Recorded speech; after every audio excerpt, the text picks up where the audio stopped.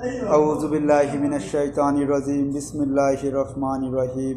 বিতাড়িত শয়তান থেকে আশ্রয় প্রার্থনা করছি, পরম করুণাময় অসীম দয়ালু আল্লাহর নামে শুরু করছি। আসসালামু আলাইকুম ওয়া রাহমাতুল্লাহি ওয়া বারাকাতুহু।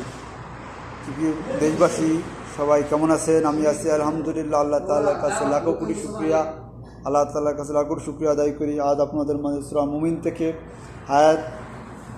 সূরা মুমিনের আয়াত থেকে 1 থেকে 12 নম্বর আয়াতে কী বলে শুনুন, এবং পারা নম্বর 18।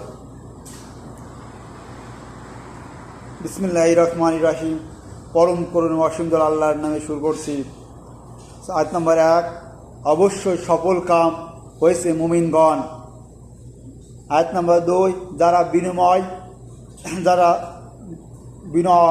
বিনয় নম্র নিজেদের নামাজে,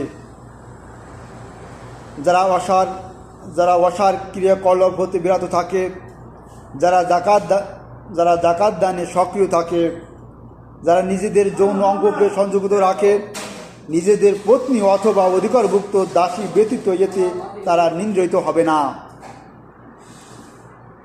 সুতরাং 7 নম্বর 7, সুতরাং এদেরকে ছাড়া অন্য কাউকে কামনা করলে তারা হবে সীমালঙ্ঘনকারী। এবং যারা আমানত প্রতিশ্রুতি রক্ষা করে আর যারা নিজেদের নামাজের যত্নবান থাকে তারাই হবে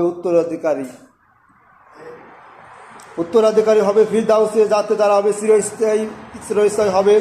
আমি তো মানুষকে সৃষ্টি করেছি মুত্তাকির মূল উপাদান হতে। আজ আমরা এই 10-12টি আয়াত থেকে যতটুকু জানলাম, এই জানার মাধ্যমে যেন আমাদের বাস্তব জীবন আমল করে যেতে পারি, সেই আহ্বান রাখলাম। আমার প্রিয় মুসলমান দেশবাসী ভাই বোনেরা, সবাই ভালো থাকবেন, সুস্থ থাকবেন। আবারও আসসালামু আলাইকুম ওয়া রাহমাতুল্লাহি ওয়া বারাকাতুহু।